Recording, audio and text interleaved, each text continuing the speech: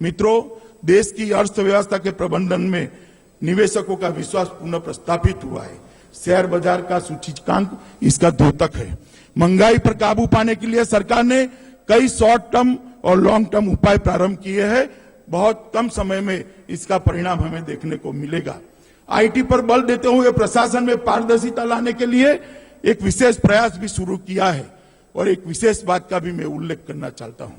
WTO में हमने हमारी भूमिका स्पष्ट कर दी है कि ग्लोबल फाइनेंशियल डिसिप्लिन को तो हम सहयोग करना चाहते हैं, मगर हमारी प्राथमिकता देश का किसान और देश का गरीब है। उसके भोग पर WTO पर कोई समझौता नहीं होगा।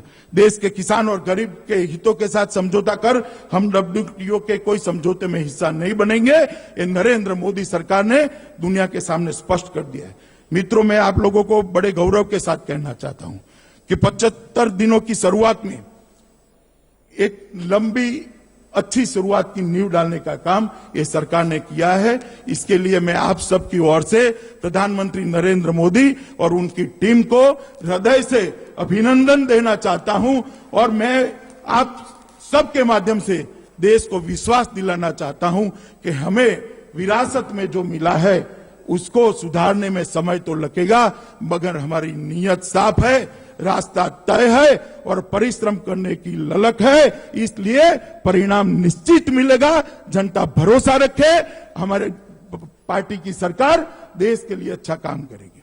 मित्रों, घोषणा पत्र हमारी पार्टी की जान है, हमारे चुनाव अभियान की जान है। मैं सरकार के सभी मंत्री महोदय यहां पर जो बैठे हैं उनको कहना चाहता हूं कि तत्काल प्रभाव से अपने अपने कार्यालयों में घोषणा पत्र के मुद्दों पर ध्यान दें और उसके निर्वहन के लिए सुचारू व्यवस्था करें। घोषणा पत्र की सभी बातों में मैं जाना नहीं चाहता मित्रों, मगर एक बात घोषणा पत्र में ऐसी है जिसमें मैं पार्टी के कार्यकर्ताओं को भी आह्वान करना चाहता हूं। मित्रों, गंगा अभियान, देश के इतिहास और गंगा को कोई अलग नहीं कर सकता। जितना देश का इतिहास पुराना है, गंगा का अस्तित्व भी इतना पुराना है।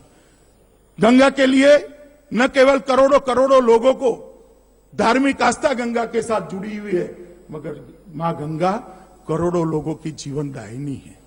इतने सालों की सरकार में जिस तरह की स्थिति गंगा की हुई है, इसके बारे में मैं कोई बात बताना नहीं चाहता, मगर दयनीय है, दुखद है। इतना बड़ा देश अपनी जीवनदायिनी मां गंगा को भी अगर शुद्ध नहीं कर सकता, अविरल नहीं कर सकता, तो मुझे लगता है कि एक प्रजा के नाते, एक समाज के नाते हमारे लिए वो अच्छी बात नहीं है। मित्रों, देश विदेश में फैले कई भारतीय भी हमसे आशा करते हैं कि हमारी सरकार गंगा के लिए कुछ करे। हमसे अपेक्षा करते हैं कि हमारी पार्टी गंगा के लिए कुछ करे।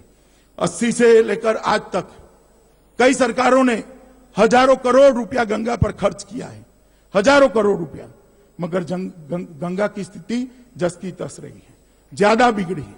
इसका कारण यह है गंगा अभियान को एक सरकारी कार्यक्रम बना दिया गया। अगर गंगा अभियान को जन आंदोलन बनाया जाता तो ये स्थिति गंगा की न होती और गंगा आज शुद्ध होती। मैं आप लोगों को अपील करना चाहता हूं कि सरकार के गंगा अभियान को लेकर जनता के बीच में जाइए, जनता को गंगा अभियान के साथ जोड़िए, स्वच्छता के साथ जोड़िए, अभियान के साथ जोड़िए, सरकार के प्रयासों के साथ जोड़िए और गंगा अभियान को लोगों का अभियान बनाकर अपनी सरकार फिर से एक बार मैंडेट लेकर जाए तो स्वच्छ और अविरल गंगा का भेंट जनता को देकर हम मैंडेट लेने जाए, ऐसी स्थिति भारतीय जनता पार्टी करे, ऐसी मैं आप सबको अपील करना चाहता हूं। मित्रों,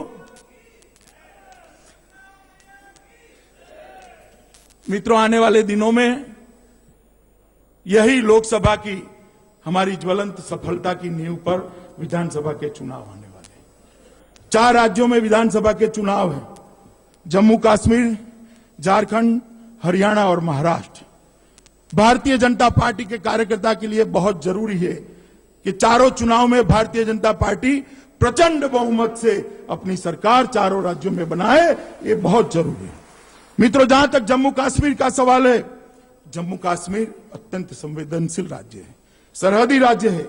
मित्रों, देश की एकता और अखंडता के लिए इसका बड़ा महत्व है। मुझे कहने में जरा भी संकोच नहीं है कि जम्मू कश्मीर में आज के शासकों ने भ्रष्टाचार की सारी सीमाएं लांघ दी है। जम्मू कश्मीर की जनता इन दोनों परिवारों से ऊब चुकी है। जम्मू कश्मीर की जनता भी चाहती है एक नई पार्टी आए, एक नया विचार आए, एक नया नेतृत्व आए और जम्मू कश्मीर को भारत के साथ इसका अभिन्न अंग बनाए। मित्रों, जम्मू कश्मीर अभियान के लिए जम्मू कश्मीर को जीतना सिर्फ जम्मू कश्मीर के कार्यकर्ताओं का काम नहीं है।